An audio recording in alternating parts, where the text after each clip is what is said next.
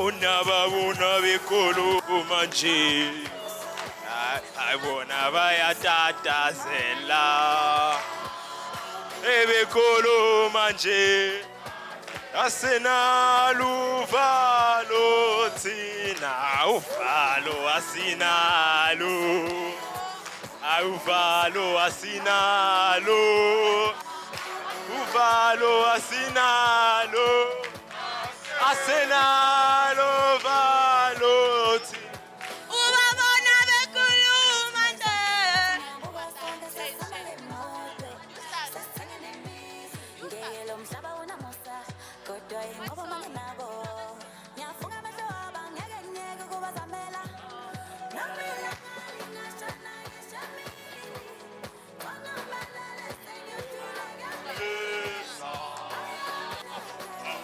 Salwane, oh uyeza, bam bam salwane, uyeza, asena, au pamba, pamba, bam bam salwane, chup, chup, chup, oh uyeza, bam bam salwane.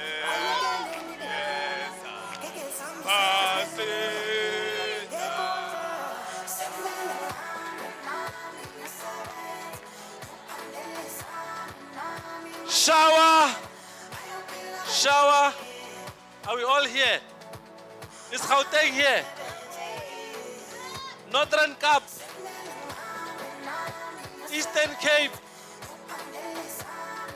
Bokoni Bophirima,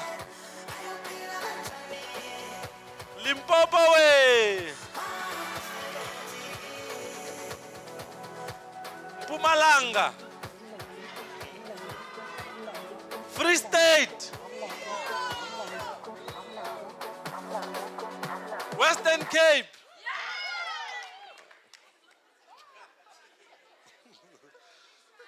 Eastern Cape, Ningaganani.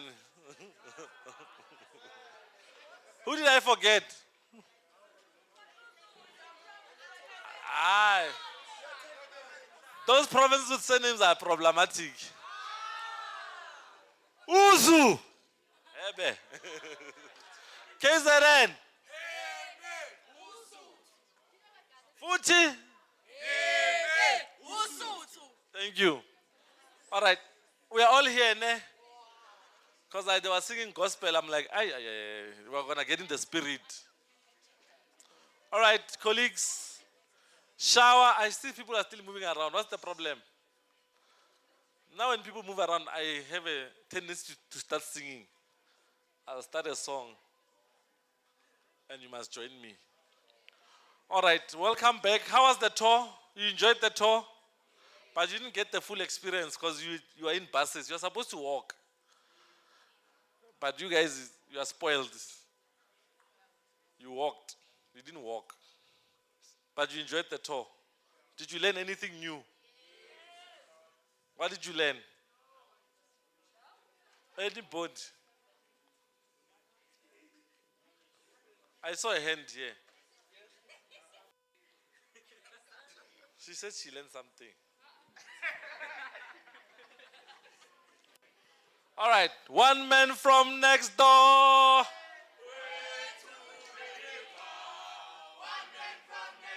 Elele.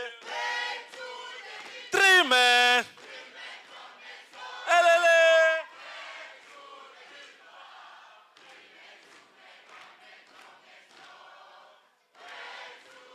Five men. Elele.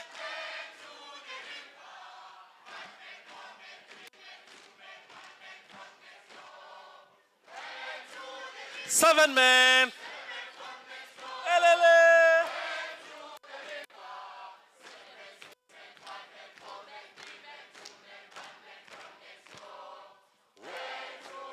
10 men. I can hear you.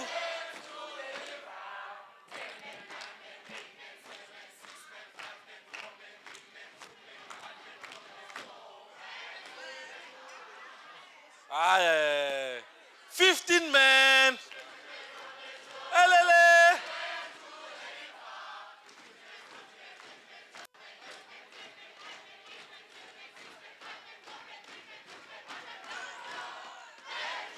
Elele. 2 men. Elele.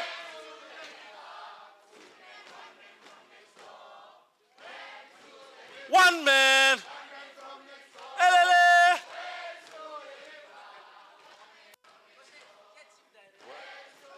3 men. Louder. I can't hear you. Elele. Thank you. Give yourself a round of applause.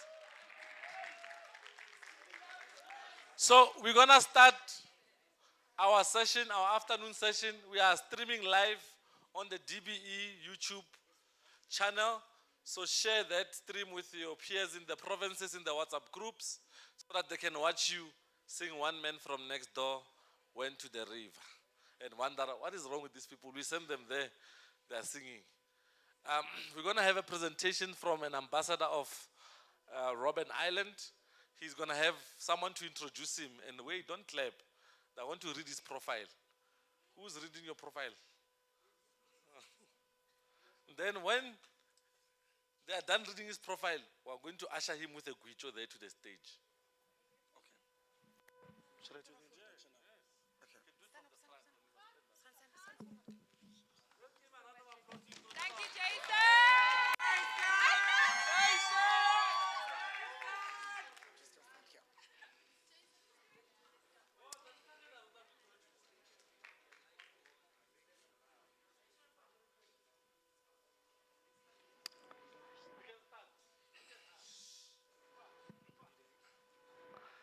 Robben Island Museum is a UNESCO World Heritage Site located at the most southern tip of Africa, in Cape Town, Mother City.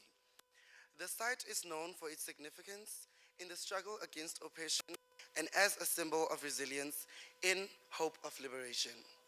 It attracts tourists from around the world to experience what is South Africa.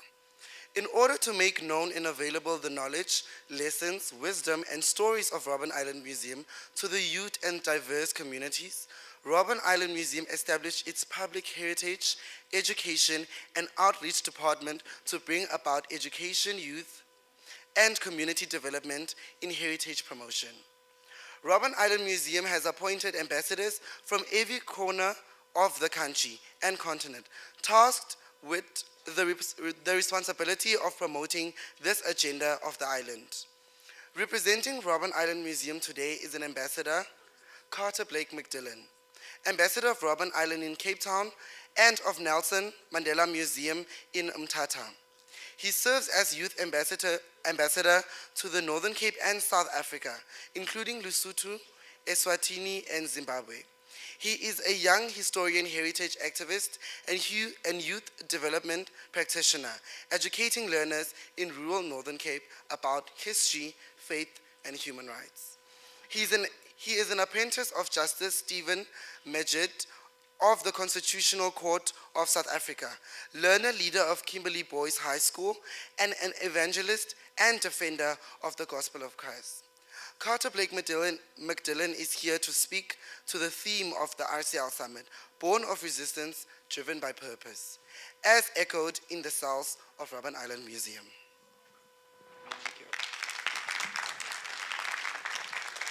Now, before he comes, I'm going to call Director Tahedi to just give a few remarks. Director Tahedi, let's give him a round of applause. These applause are suspicious. Are you guys tired? Can you give proper round of applause?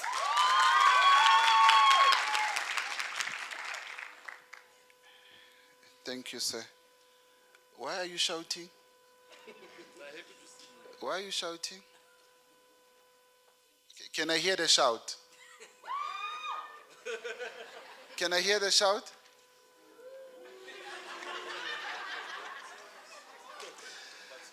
Congratulations, South Africa.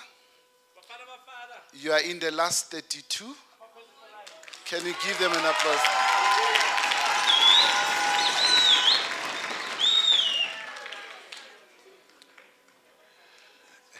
extinguished guest, can you allow me to stand on the protocol that was established yesterday with specific recognition of the general manager from the IEC and her team and other extinguished guests, provincial coordinators and provincial leaders, and my colleagues, Agape Movement, and all other distinguished guests that are here. I've been told that you had a tour. Tsetse, where do you want me to stand? Am I standing at the right place? No. Okay. I'm told that you have done a tour, and the tour that you have done is a tour that rhymes along with the theme for this summit. Can I just assure you that as South Africa, you have indicated that you are born of resistance, driven by purpose, and you are leading the future of learning. There are some experiences that you as South Africans have a history to tell, where you've indicated resistance, driven by purpose, and leading the future of our country. One of those experiences is the island that has just been introduced to you. This is a historical background that is going to be given to you so that you know where your country comes from, where the leadership of this country comes from, and what are the challenges that, I want you to listen, what are the challenges that some of your leaders went through. I want you to listen carefully to the ambassador as he gives to you the life that people lived in that particular island. But what I want you to steal away from them, from the talk that he's going to give, I want you to steal away a few elements that he'll talk to. He will talk to resistance. He will talk to commitment. He will talk to taking an opportunity out of the West to make the best. I don't want to steal the limelight for him. I was instructed by the project manager, Dr. Motsepe, to lay a foundation for the ambassador for Robben Island. And as he comes to the platform, I just have one question for Mr. Matsitsivan. This thing of you of one man coming, why is it not a woman? And why is it not a woman from the household? It's a man from next door, but you forget. So next time when you come, please make one woman from my house, and then you go in there. So can I then request one young man from the house to come to the platform in the name of Dylan? I'll call you Dylan. Can you give it up to him?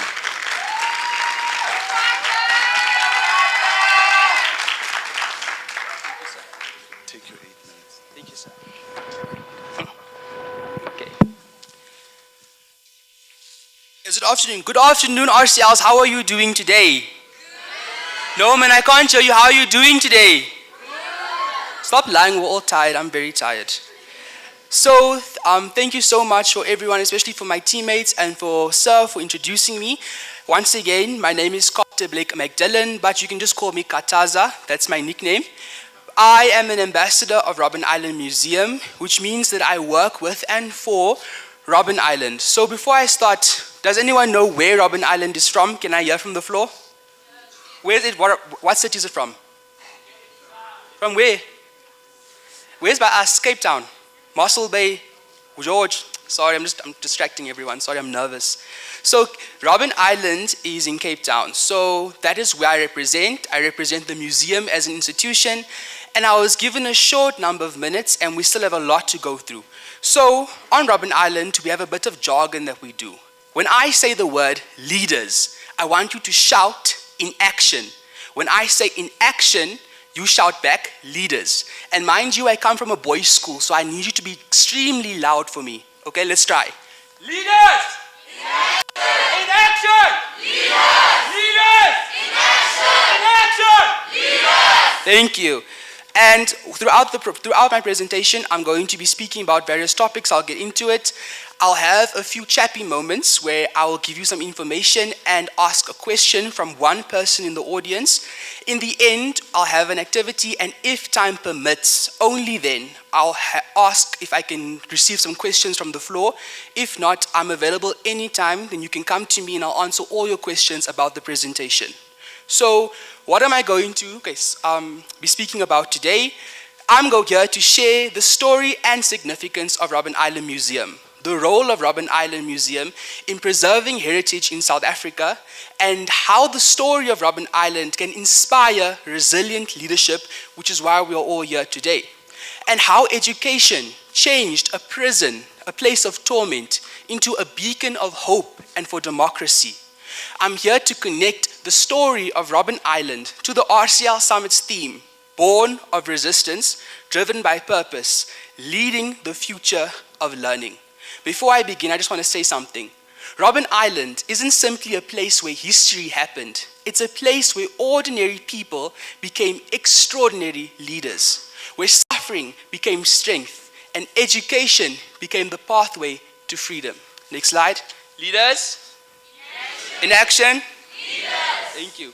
So now I'm going to dive into the history of Robben Island.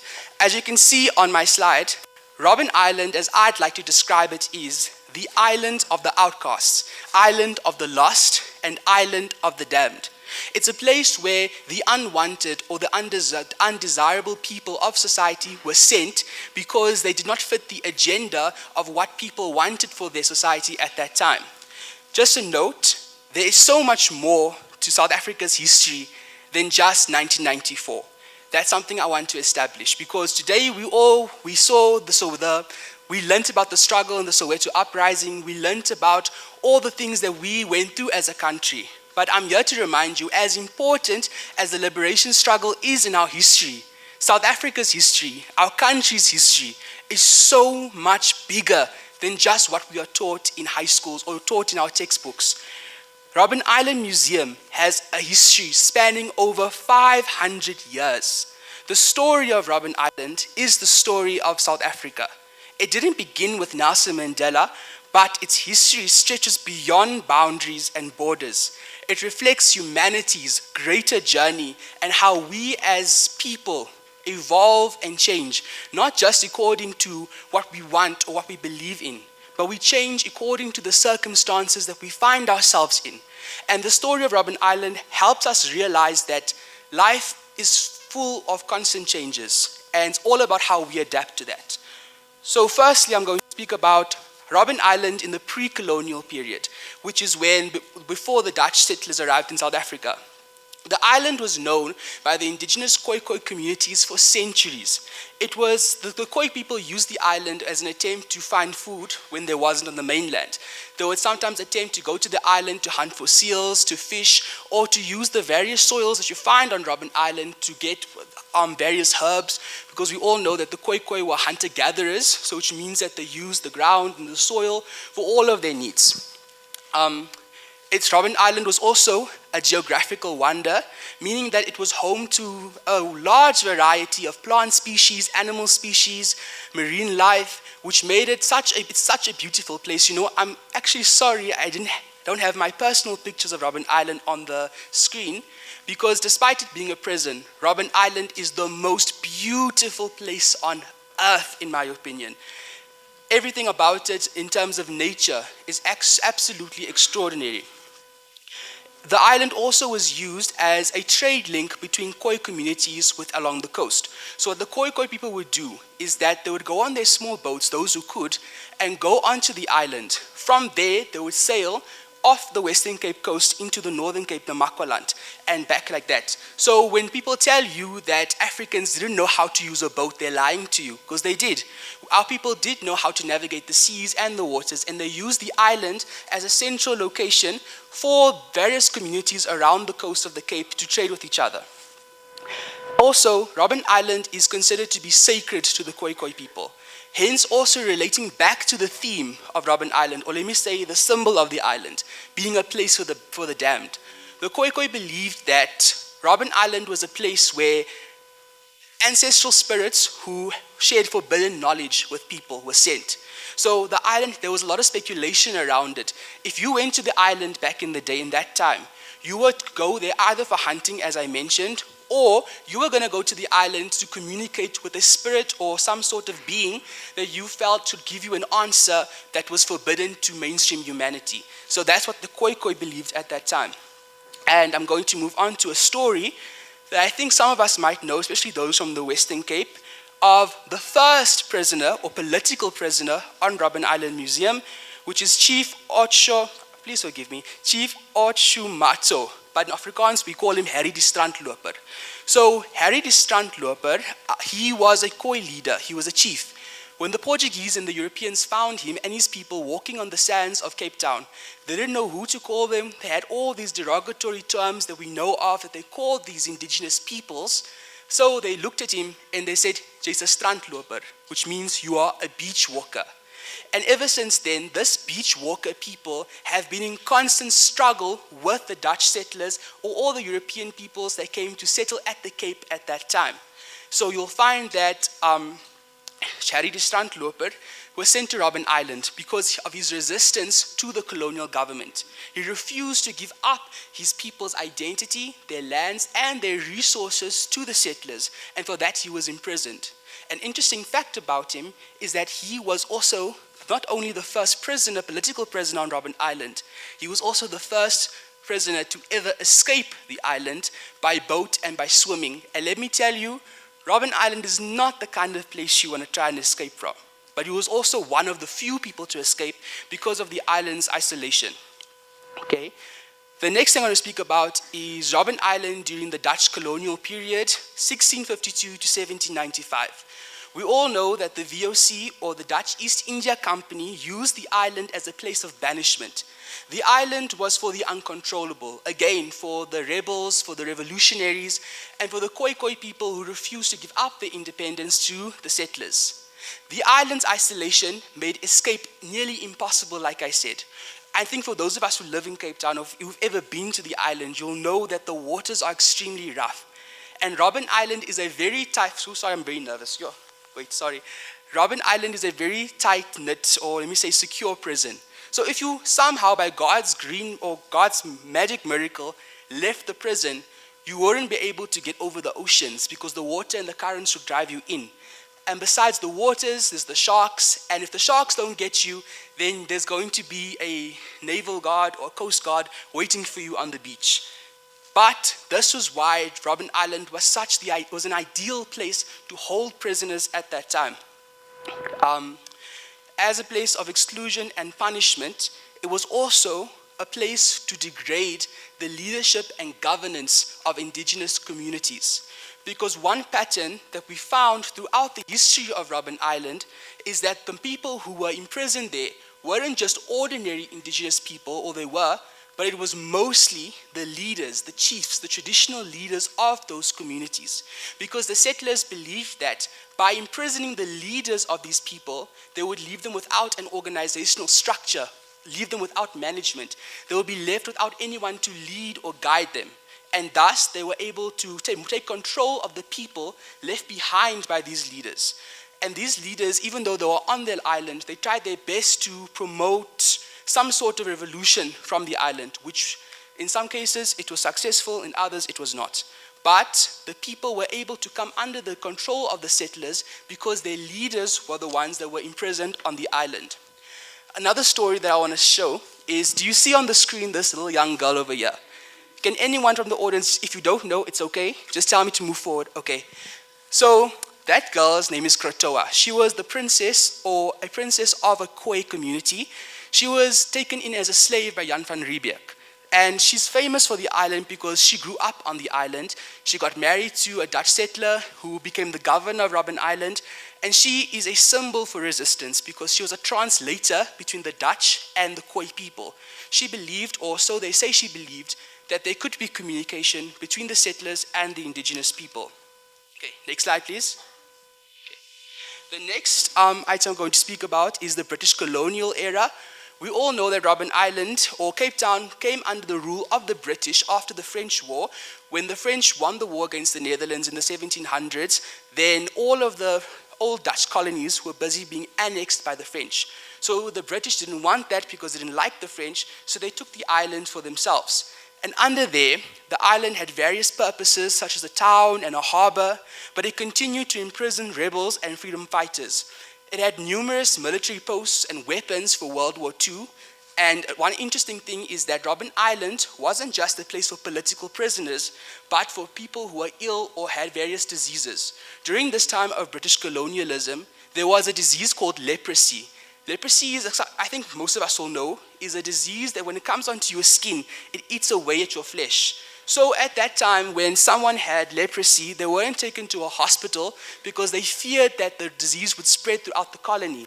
So what they did was they left the people with leprosy to die on the island alone.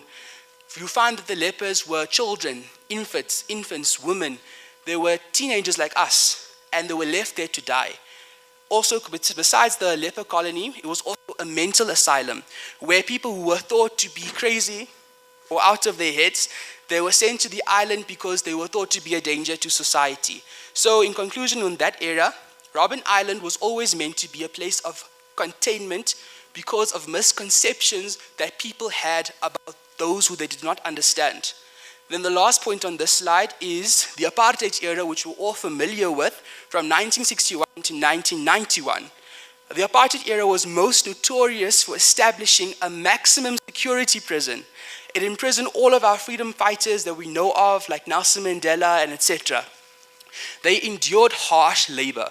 They didn't just go to the prison to sit in the cells, but every building that you find in Robben Island, as you'll see here, when they're sitting in the courtyard, the prisoners of Robben Island were forced to dig out rocks from the island itself, gather wood and material, and they were forced to build their own prison.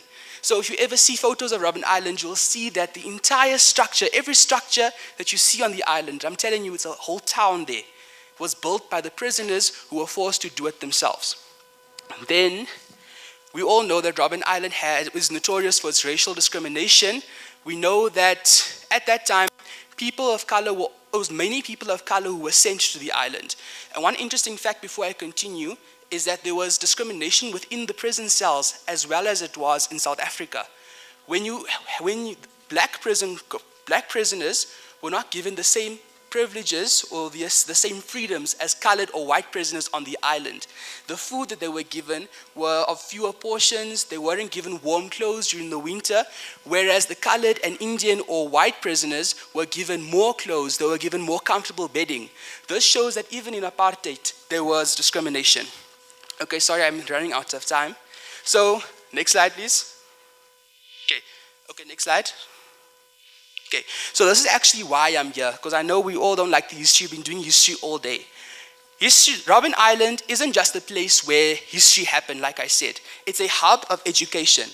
Robben Island is called the University of Life, where prisoners created their own educational systems and where seniors were able to mentor young prisoners in order to help them in the liberation struggle. So which means is this. Do you guys know that before we had colonialism, we didn't learn in the classroom setting like we do now? And there once was a time in South Africa where people used to learn by the word of mouth. It is in our tradition as Africans to learn from our elders, to learn by storytelling. And that is exactly what the people of Robben Island did. If you see this photo here, do you see that cave over there? That's called the Limestone Quarry. It was the stone or sphere where all of the prisoners were forced to go to dig and to build the materials for the prison. And that hole over there was their toilet. They weren't allowed to go to the restroom, so what they did was they were forced to do the number 1 and number 2 in that hole. But our freedom fighters weren't just anyone from the streets. They were intellectuals. They were clever. Whenever they went to go into that facility, they didn't just use it for what the guards thought they were using it for, but they spread knowledge, information, and by word of mouth, they were able to educate each other on matters of international relations, politics, medicine, and etc. All these subjects that you find that the freedom fighters studied or enjoy today. So, I'm also going to speak about, okay, next slide. Okay. This is why I'm actually here, is to promote the flagship program of Robben Island Museum. This is called the Robben Island Museum International Spring School. It's a program held during the holidays, but specifically the September holidays, where learners from every province, but also every country of Africa, is given the opportunity to live on Robben Island, to walk in the footsteps of those who came before them. Robben Island, this program has so much to offer our learners. For me personally, it offers the spirit of African indigenous learning, which is experiential learning, vocational learning. So when you're on the island, you don't just go as a normal tourist, but you get to actually speak and sit around a table with political prisoners. You get to actually understand their perspectives of what happened. And also you are given the opportunity to study under professionals for vocational learning like radio and journalism. There's creative writing and drama and theater, and the list can continue to go on. You are given various tasks in order to improve yourself, to uplift yourself. And this is where Robben Island, the theme of resilience, comes in. Okay, next slide. Okay, next slide. Okay. Now I'm going off. The legacy of Robben Island is resilience, perseverance, and transformation. If you look at Robben Island's logo, you'll find that it shows a tree that slowly is becoming molded and transformed into a human being. This shows that if you are born of resistance, great leaders take the situations that they find themselves in and they are transformed into greater people. Joshua 1 verse 9 says, "Be strong and courageous. Do not be dismayed, for the Lord your God is with you wherever you go." Romans 5 verse 3 to 4, "We rejoice in our sufferings, knowing that suffering produces perseverance and endurance." So the legacy of Robben Island is that as a South African, as a child of God, no matter what situation you find yourself in, use your education, use the tools given to you and your situation to be resilient and transform yourself into the leader you were born to be. Thank you. 20, really? Let's give him a better round of applause than that.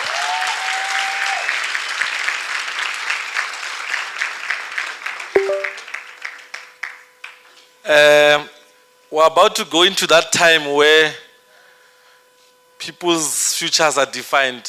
Before I call on the IEC, I'm going to call on Tato Takedi to introduce them. We're officially handing over the program to them and stepping down. Tato Takedi. Let's give Tato Takedi a round of applause. I'm not introducing them. Thank you. It's fine. Okay, thank you. Leaders. Learner leaders, hello. Learner leaders, hello. Okay, let's try it another way. Learner leaders, Dumelang. Sanbonan. Learner leaders, hello.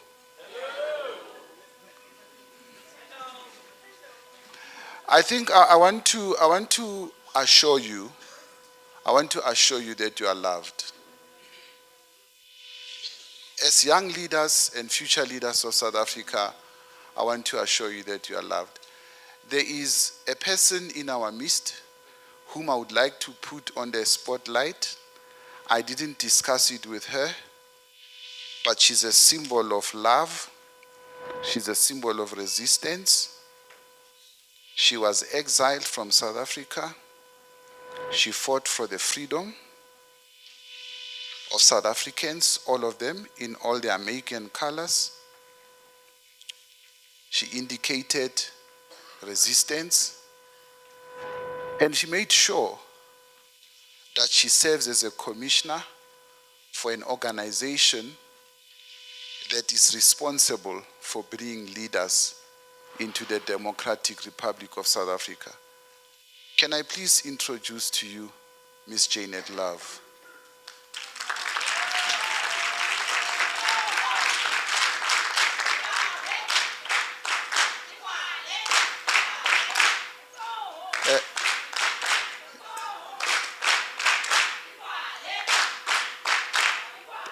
Thank you. Ms. Love, I would like you to stand up so that they can see you. Thank you. Okay. I want you to watch your televisions and watch the news, your newspapers and what. You're going to see a lot of her when the announcements are done on elections. She's the vice chairperson for elections in South Africa. With that having been said, I think I am smelling a rat. When Mr. Dillon was talking here, I read amongst you that you are saying this summit next year must go to Cape Town. I was reading, as I was looking at your faces, that the only way you can see Robben Island is to be in Cape Town. So the leaders, our sponsors, and people who assist us financially, can you assist us that next year these young leaders go to Cape Town? Are you ready to receive? Yes!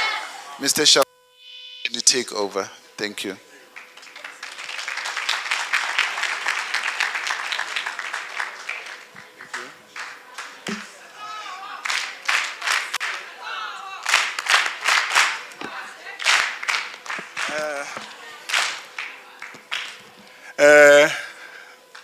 Good afternoon. I didn't hear that. Good afternoon. Thank you.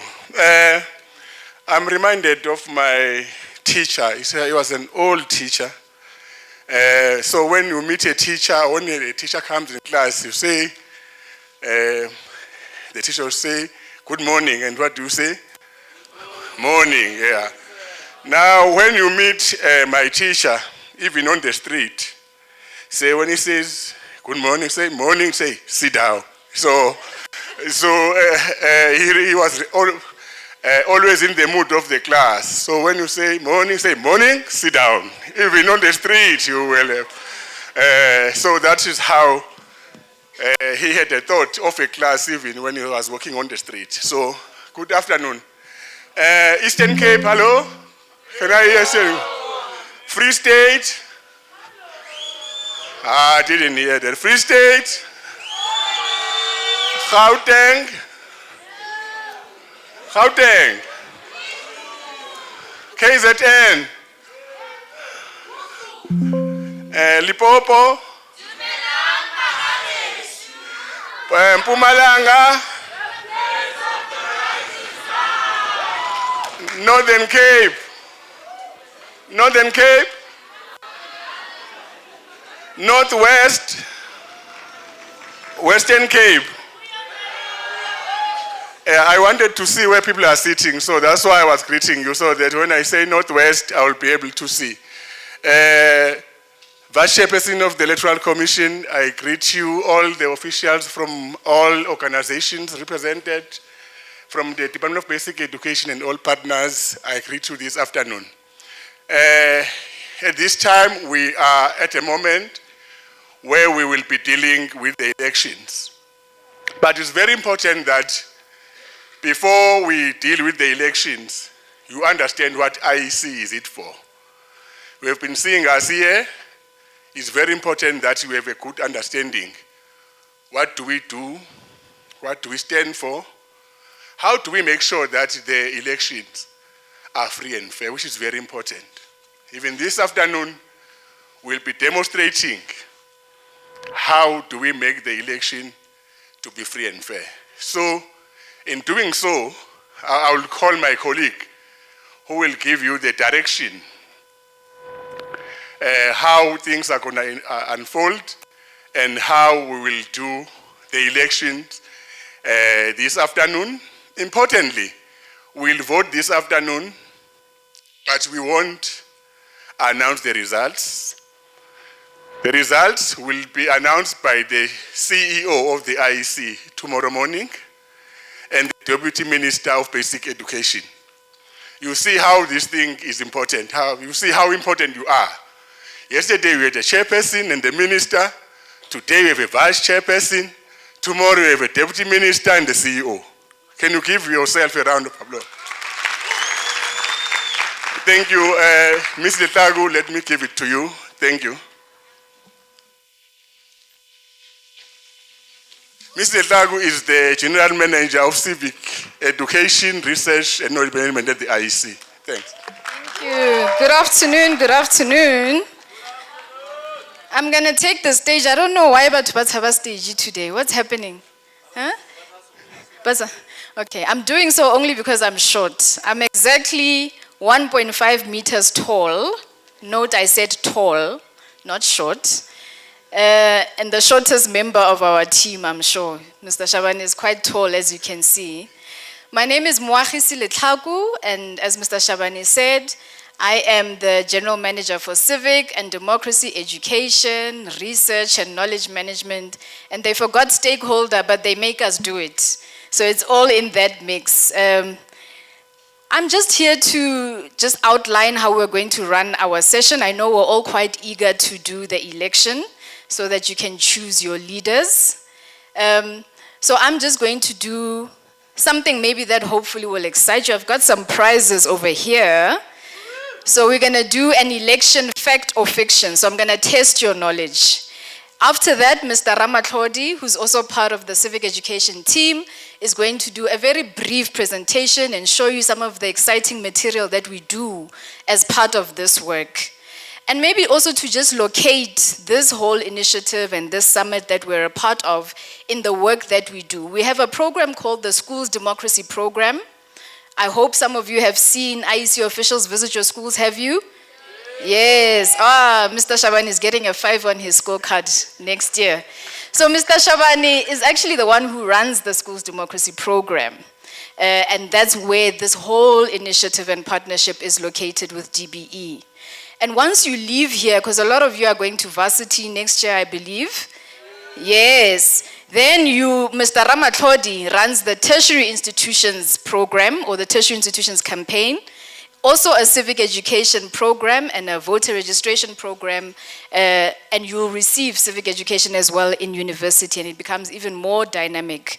But both these programs are really meant to ensure that we run civic education and outreach and communications, what I like to call cradle to grave almost. We really start them young, from foundation phase, literally until the day you're no longer on the voters roll for reasons of mortality. There we go. Thank you, Commissioner Love. Reasons of mortality. So, let me do the quiz right now. So I'm gonna, fastest hand up, you get a prize. I think I'm gonna do just 5 questions, Mr. No. So only the learners are allowed to play this quiz, ne? The adults, we know you are people who vote and have voted regularly. So I want to hear from our young people who will be voting for the first time. You're all going to be voting for the first time, right? Yes? Aye. Once Mr. Ramatlhodi is done with his presentation, I promise you, you'll have FOMO by the time he's done. Okay, let's do our fact or fiction, ne? Election edition. Just help me look out for hands that pop up, because I only have 2 eyes. Let's see who gets, get another mic for us. Okay, first question. This one is easy. You must be registered to vote before election day in order to vote. You must be registered to vote, it's a statement, before election day in order to vote. This guy with the beanie over here. Khuyamora from Western Cape. There we go. And say your name and introduce your province so that we can be proud of you. I'm Tilefumba, coming from Western Cape. My reply will be that it's fiction. It's fiction. Whoa. So you don't have to register to vote. Yeah. We're going to pass on. Let's try. This is Limpopo, ne? Okay. Let's pick a lady from your team. You, yeah. With the glasses, yes. Fact or fiction? You need to be registered before voting day in order to vote. Fact or fiction? Good day, ladies and gentlemen. My name is Mavalela Chorofato, the RSL president of the Limpopo province. Your statement is a fact, ma'am. Thank you very much. Well done. Come and get a prize. Come and get a prize. Okay, next question, next question. We're gonna register you to vote, ne? But it's good that Mr. Ramatlhodi is coming to educate, so that when you go into our voting station, you already know what we need to do. Okay, second question. You can vote anywhere in South Africa on election day. Fact or fiction? You can vote anywhere in South Africa on election day. Over there, the lady with the white headband. Make us proud. You can vote anywhere on election day in South Africa. Fact or fiction? Hi everyone, my name is Essesu Sibia, the Provincial Treasurer for Gauteng, and I believe that this statement is a fact. No. Let me try this side. We have a learner over here. Yes, we're gonna have an interpreter for the learner, so come, let's listen. Fact or fiction? Hello everyone, hello, I hope you good. Hello learners. My name is Kolisa, my surname is Ntola. I'm from the Eastern Cape in one of the schools there. My understanding is because we stay in different places, you cannot vote anywhere where you are. That's correct. Perfect. Well done. Come and get your prize. Come get your prize. Yes. Well done, well done. Pick anyone. Well done. Third question. This one is actually a good one for young people because, okay, let me not premise it, otherwise you'll guess the answer. Fact or fiction? Voting in South Africa is secret and nobody can legally know how you voted. Voting in South Africa is a secret and nobody can legally know how you voted. Let's come to this table.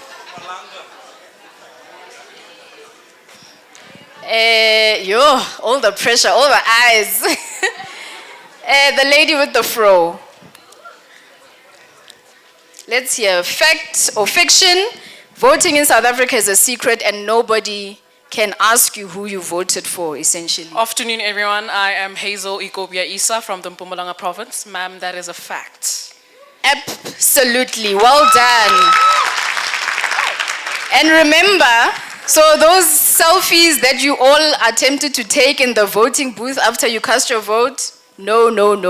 Come and collect your prize, ma'am. Thank you so much.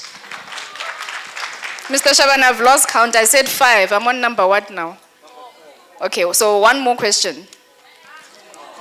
2 more questions, okay. You can see who does the counting in the office. Fact or fiction? You can register online. Right at the back, the basketball jacket. Or baseball, it's baseball actually. Wait for your mic. We want to hear you loud and clear. Fact or fiction? You can register to vote online. Good evening. My name is Nandi Madlala from KZN, and it is a fact. Absolutely. You can register online, and guess what? It's now data free. Free. So there's no excuse to not registering online. Thank you so much. Last question. Local government elections affect who becomes president. Local government elections affect who becomes president. Fact or fiction? The pressure. Okay. Pick somebody from your table. You're a family. There you go. What's the answer?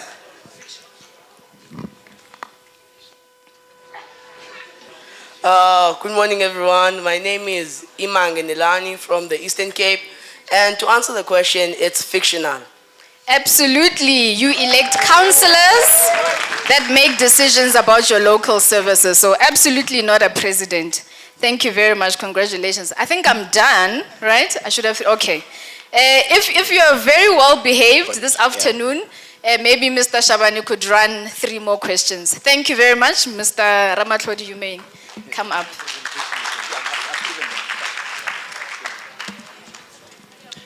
Thank you very much, GM. We use a lot of abbreviations here in the Electoral Commission. So GM stands for General Manager, for Civic, Democracy, Education, Research, and Knowledge Management. Lenas, good afternoon. I hear you got up quite early this morning to tour Soweto. I hope you've enjoyed it. Now, we have a responsibility together, you and I, to make sure that we get up, show up, and register to vote. Let me check. You know, sometimes we assume that we are all on the same page, and you find that that may not necessarily be the case. How many of you have ID books in here? Yes, well, smart card, identity document. I guess that exposes my age there, you know. All right. And how many of you are registered to vote? How many of you are registered to vote?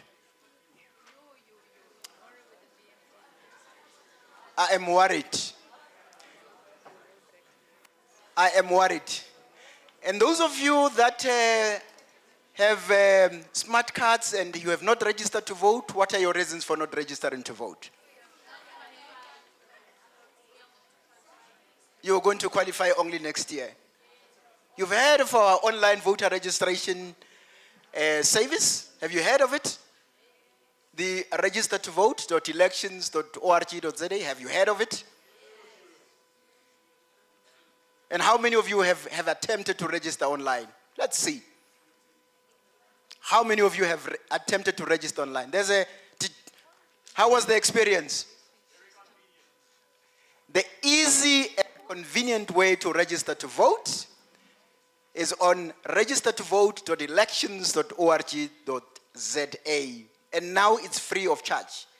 You are not required to have data in order to access the online voter registration portal. Now let's get into the presentation. Next slide. Let's move. You see, this is how we're going to approach our engagement this afternoon. We look at the principles of civic and democracy education. You know, democratic participation, what does that mean to you? How does it look like? And what do you need to do as an individual, you know, to take part in our democratic processes? And then we look at the numbers. You know, they often say that numbers don't lie. What are the numbers telling us in terms of voter participation in the country, particularly for the youth, you know? And then we look at ways in which we can close the gap between those who are registered to vote and those that are of voting age, in other words, those that are eligible. And then we look at where to register to vote. The indication is that some of you are still not sure. So I think it's good that we've got this one also covered, how to check your registration status. Again, there was an indication that some of you might not be sure in terms of whether you are registered to vote or not.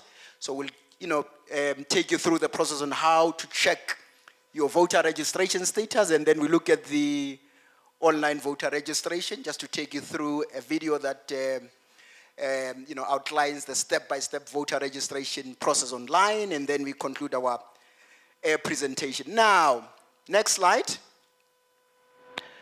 Why is it important that we must do civic and democracy education? I was enjoying earlier when Elena took us through the history of the Robben Island. Some of these things you hear for the first time and they get you to think. Now, civic and democracy education seeks to promote understanding of the rules, structures, and the system that govern our society in South Africa. So you've got to understand how these things connect with each other. let's look at the constitutional principles. Very, very important, because the Constitution is the supreme law of the country. It means, therefore, all the laws must comply with the Constitution. What do we find that is relevant to us, particularly in this session where the Constitution is concerned, is our rights and freedoms. So it is important, therefore, to understand the supreme law of the land, which is the Constitution, which protects our fundamental human rights as well as our freedoms. Can you give me one fundamental human right? There are a couple of them. One fundamental human right. The right to basic education, she says. Anyone else?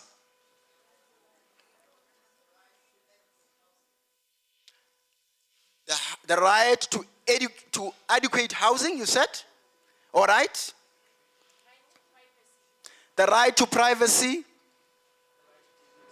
The right to dignity. What about the right to vote? I was hoping that would be the first right you will mention. What about the right to vote? Is that not a fundamental human right? You all were aware of that. The right to vote is also one of those fundamental human rights. Now again, you must also understand the separation of powers and how different levels of government operate. Why is that important? 2 years ago, in 2024, we voted in the national and provincial elections. And now in 2026, we are going to vote in local government elections. You are sitting there asking yourself, but why? So it is important, therefore, that you understand the structure of government, the separation of power, and how those different levels of government operate, in order for you to be able to participate effectively. And then we look at the understanding of the voting system, how voting works. GM earlier indicated that your vote is your secret. It's something that legally nobody else should know how you voted. And how votes translate into representation. I think it's important that when we vote, we must understand that effectively, when you put a cross on the ballot paper, you are taking part in formulating government. And that government is going to determine, particularly for in local government elections, it's going to determine the quality of life you'd have for the term of office for that particular government. So that is why civic and democracy education are important. It deals with the constitutional principles, it deals with the structure of government as well as electoral processes. Once you've got that, understanding, it helps you as a young person when you need to participate in our democratic processes, where you begin. Can we go to the next slide?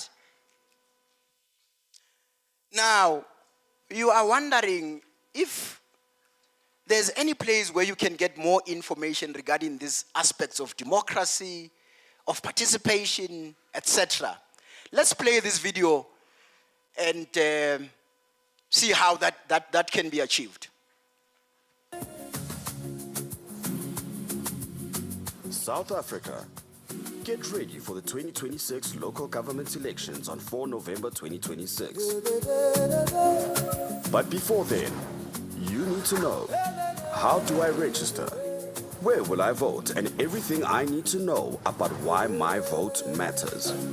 The IEC and SABC Education bring you voter education programming across all SABC platforms.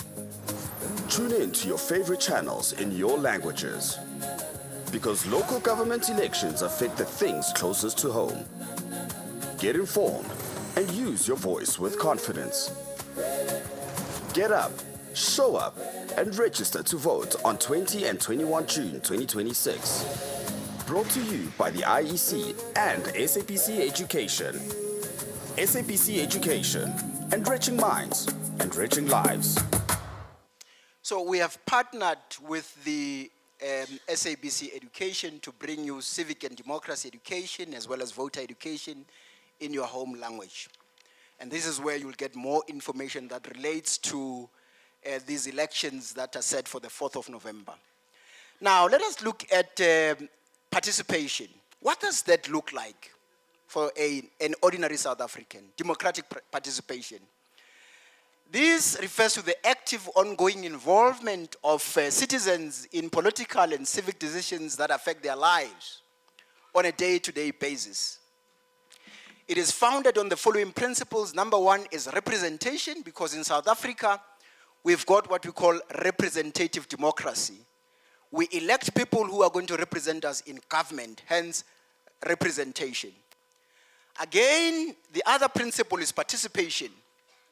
We participate in the process of electing our public representatives. And then the last principle is accountability. We hold those that we've elected into office accountable.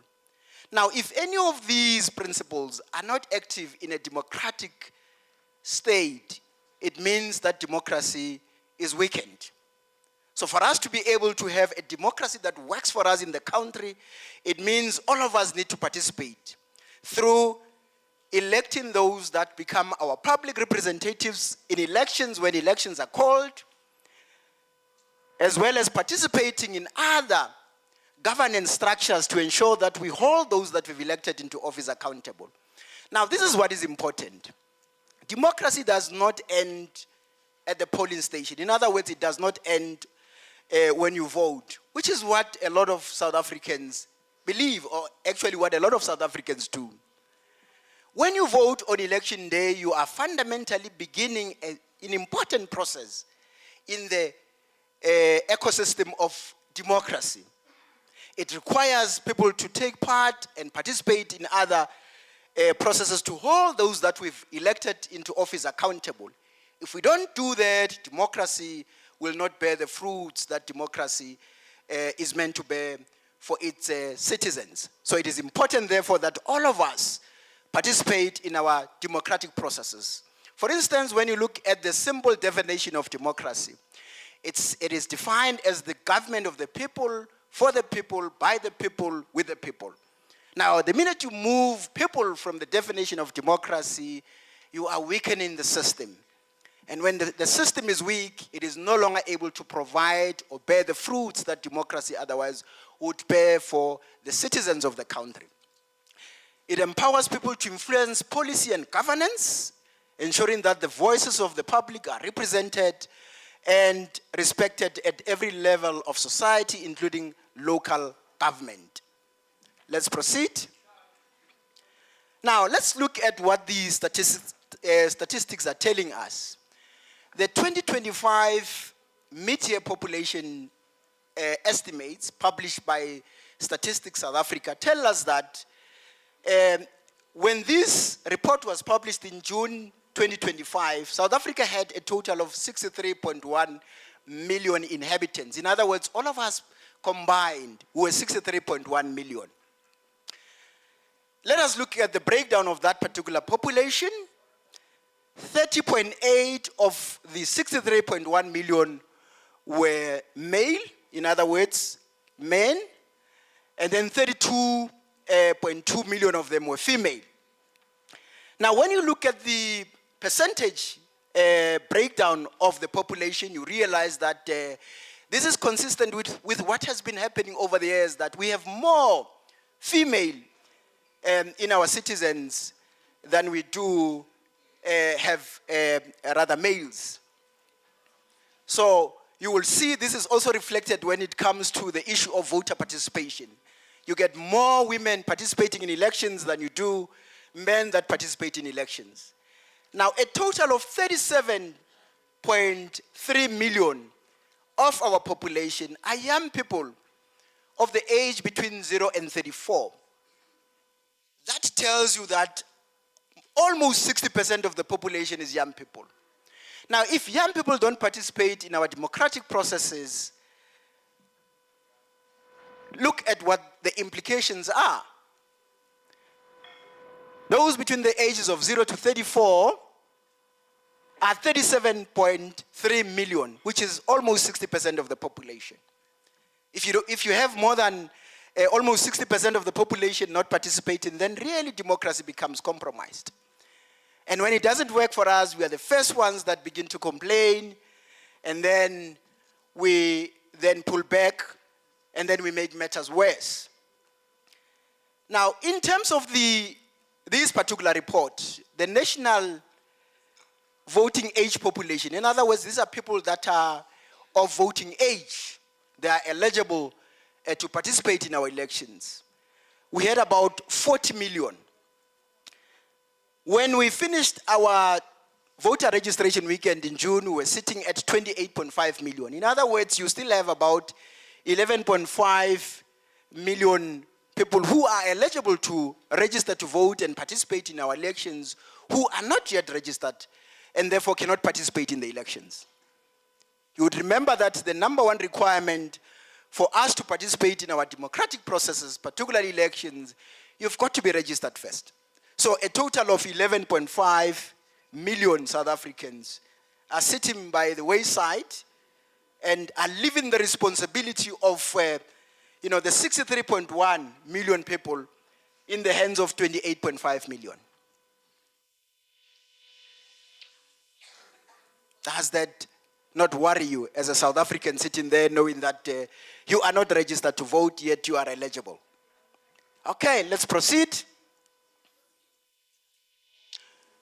How do we then, as South Africans who are eligible to register to vote, close the gap? The requirements are quite simple. Number one, you've got to be a South African citizen. You cannot participate in our elections if you're not a citizen of this country. Secondly, you've got to be 16 years or older, but you'll only be able to vote when you turn 18. And then thirdly, we need an identity document. And I believe most of you now would have your smart identity document, unlike some of us who are carrying the green barcoded ID book we acquired many years ago. What is important, and I think this came up during the GM's session with you, in these elections that we are going into on the 4th of November, you register where you live because that is the only place where you'll be able to vote on election day. So it is important that you ensure that those of you who are registered, you check your voter registration status to ensure that that is where you will be able to vote come election day on the 4th of November. Next slide. These are the documents that are acceptable, I beg your pardon, in order for you to register to vote. If you don't have a smart card, but you are you are 16 years and above, you can always apply for a valid temporary identification certificate, which is also an acceptable document for you to register to vote. Let's move on. Where can one register to vote? You can register to vote online, and that's the URL registertovote.elections.org.za. The platform is available 24/7. It's now free of charge, as I indicated earlier. You can register at the voting station during the voter registration weekend, and the next one for this election is set for the 1st and the 2nd of August.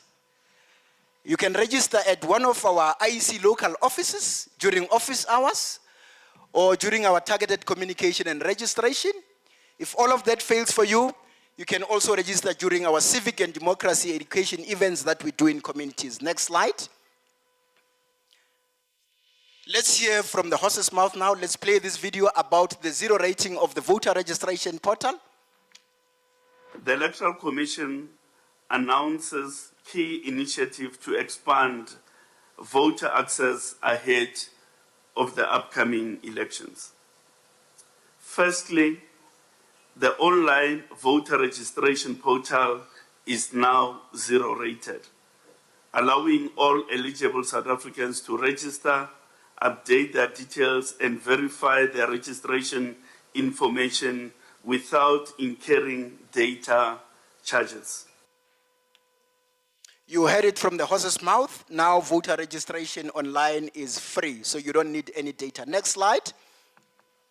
Now this is how you can check. For those of you who might not be sure, you can visit our website at registertovote.elections.org.za. Now, Mahala, as I indicated, you can SMS your ID number to 32810.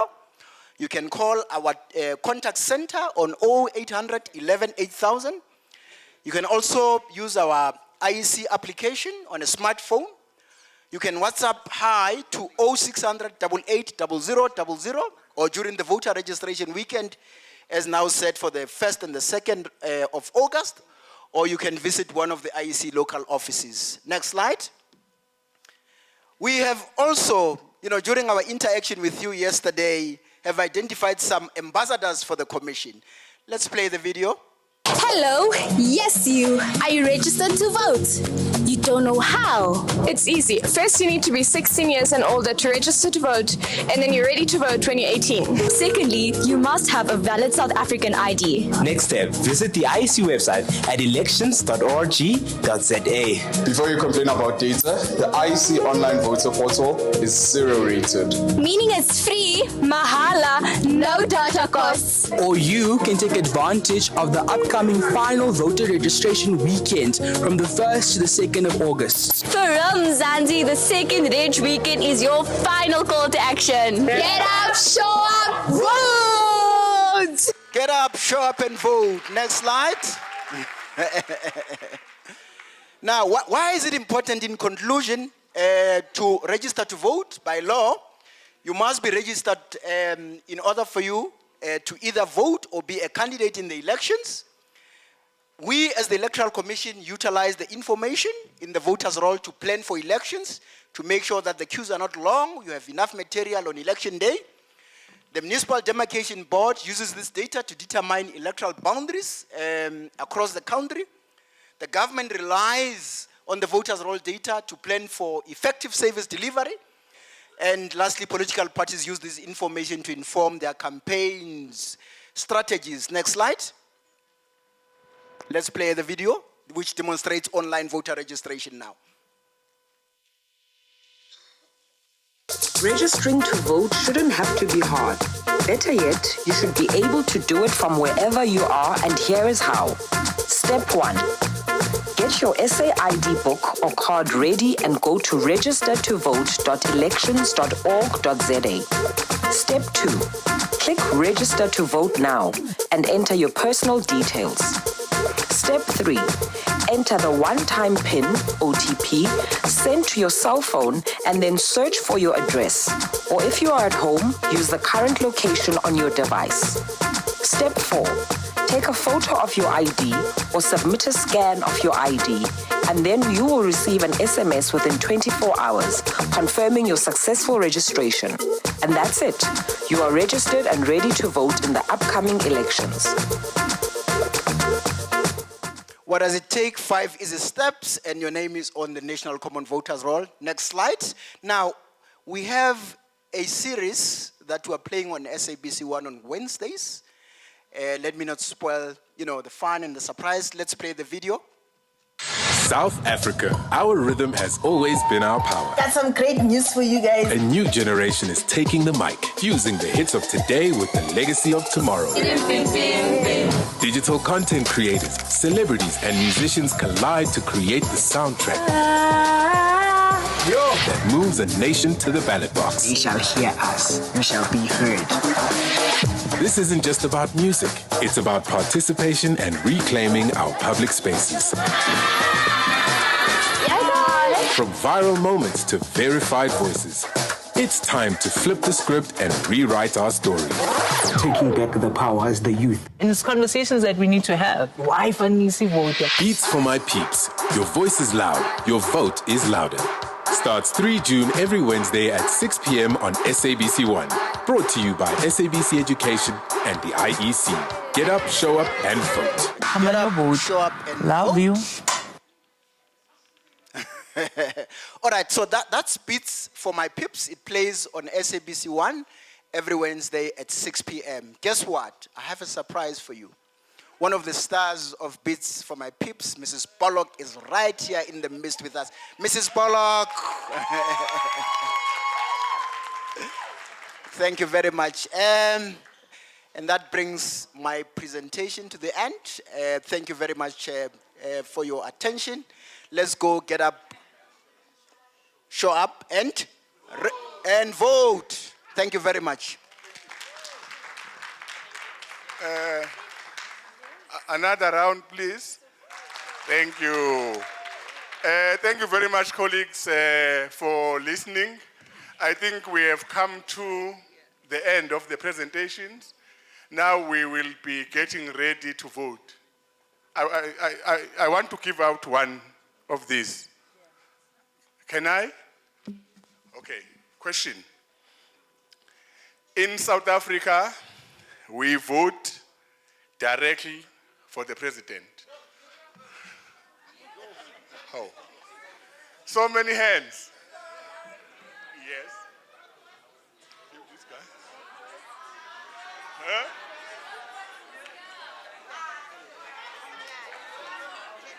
Huh? No, we don't vote directly for the president in South Africa. Thank you. Okay. Okay. We will do another one later. We'll do another one later. Let us now give the presiding officers to give the direction around voting. They will explain all the processes and the protocol that we're going to follow to vote. Over to you, sis.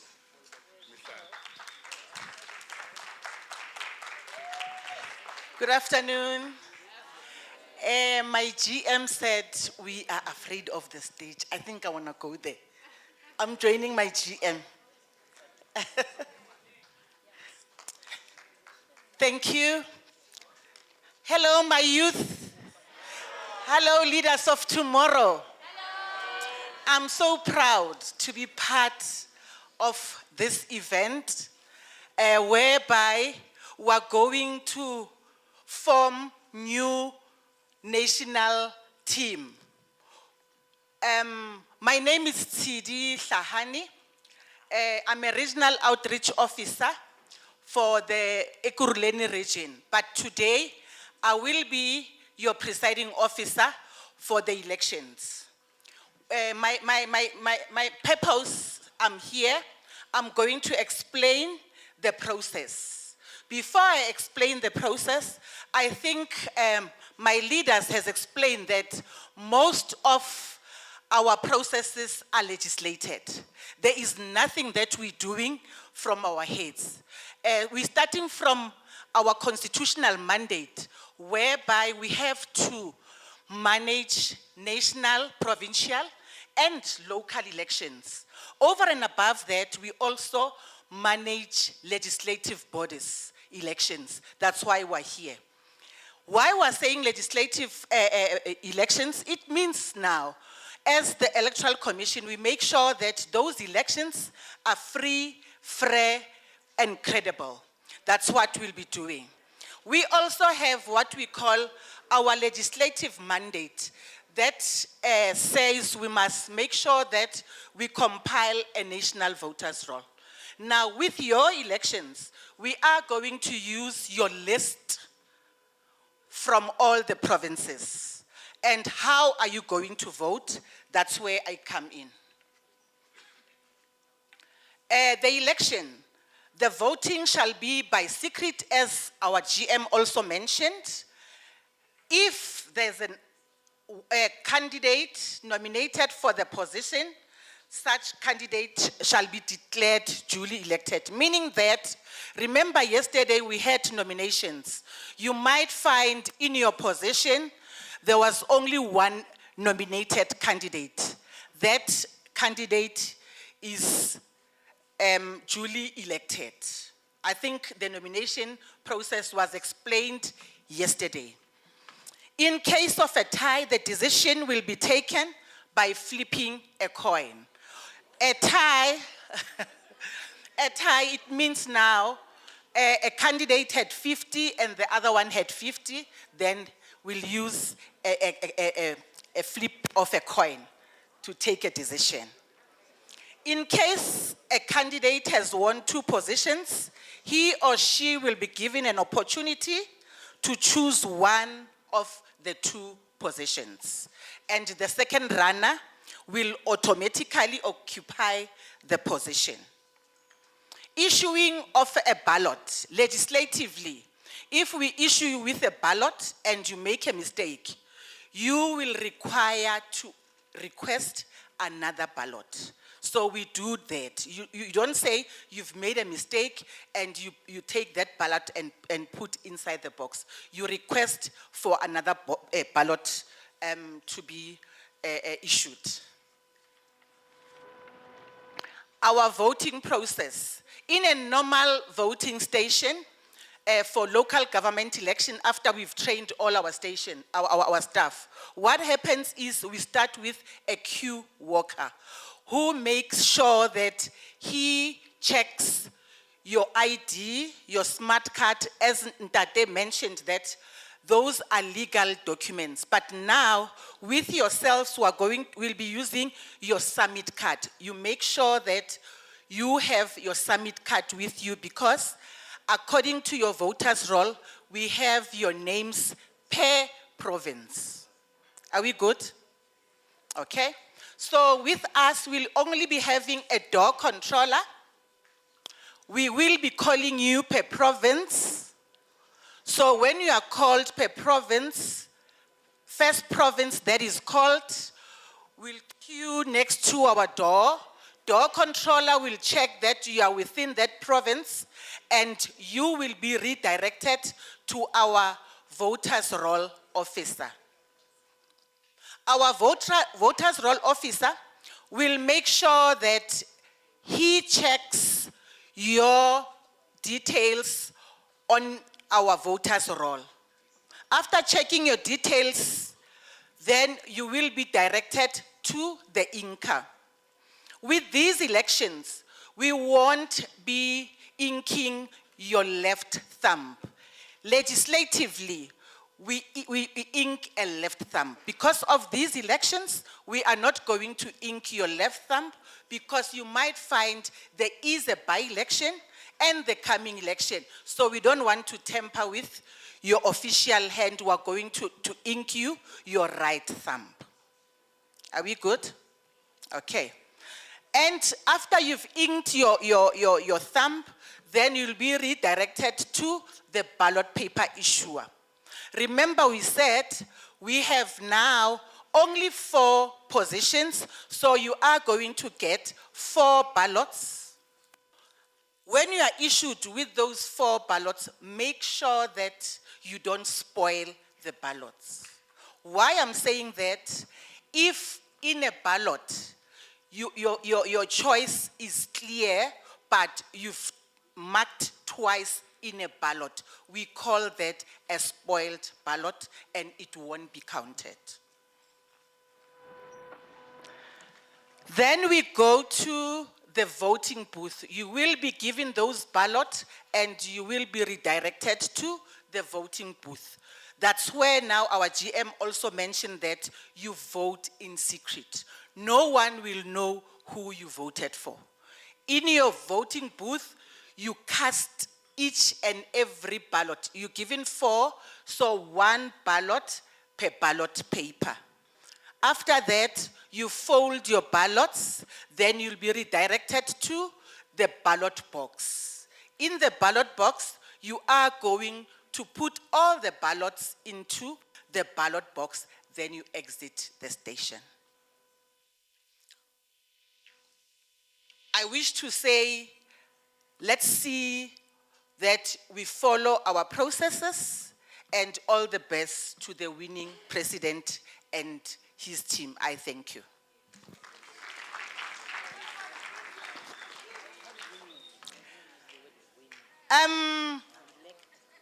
It was announced that, remember, during elections, we sometimes have special votes.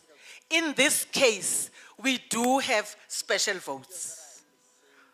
Remember, special votes, you are not given a leave to just vote. You apply to get a special vote. So we have 12 of our candidates who have applied to get a special vote. So we're going to start with the 12 who's supposed to get a special vote. They know themselves because they've applied. And in closing, I will ask my IEC Ekurhuleni team to give us our famous love clap. Please join us, team.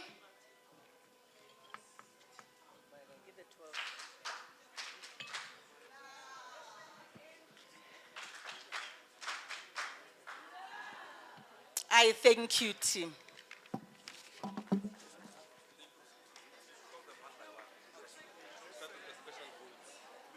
The special vote will be the group that we want here. It will be the first one.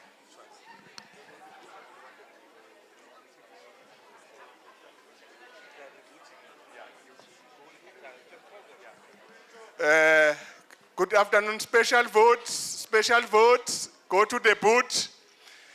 After that, colleagues, we will follow this order. Can we pay attention? Yeah, after special, we will have, after special vote, we'll have Eastern Cape. After Eastern Cape, Free State. After Free State, Gauteng. After Gauteng, KZN, Limpopo, Mpumalanga, Northern Cape, Northwest, and then the last group would be Western Cape. Observers, please go to the voting station. You know yourself, observers. Okay. Colleagues, those who are not participating in elections, tea and coffee and muffins and biscuits are ready outside. The voters, please remain in the voting area, which are the learners. And make sure you have your summit card, or else you are not able to vote. We can identify you. We'll keep calling province by province in that order. Special voters first.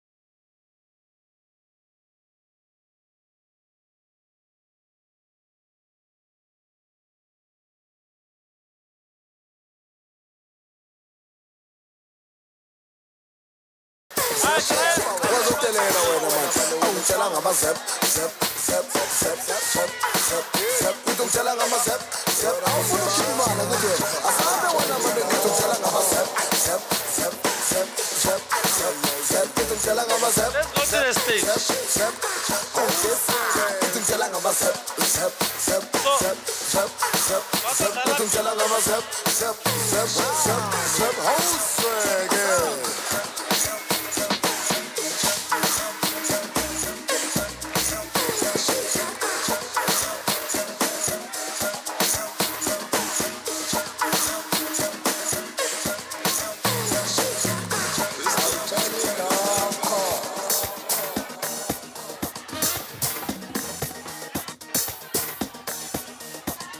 One, two, one, two.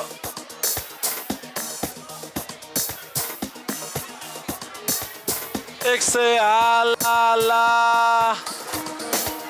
Hey wena.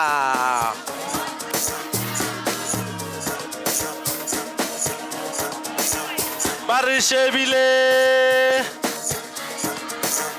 Bari yentse window shopping. Baba khipha imali baba uThisemba manje baba khipha imali baba. Indaba yakho usubonga mesebenzi baba khipha imali manje baba. Sifuna ke blanco baba sifuna ke novo baba sifuna ke abantu baba khipha imali. Asanda.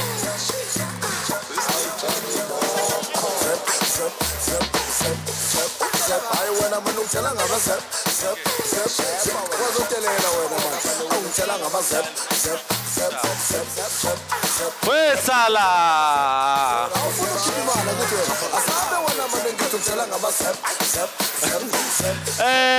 DJ Zapulamu. Colleagues from provinces, they are requesting each province to provide an observer to come and observe. Just go to the door there. Each province to provide an observer to observe the counting. Each province is allowed one observer. TLO or official, is either or. Each province, one observer. Each province, one observer. DJ, woza baba.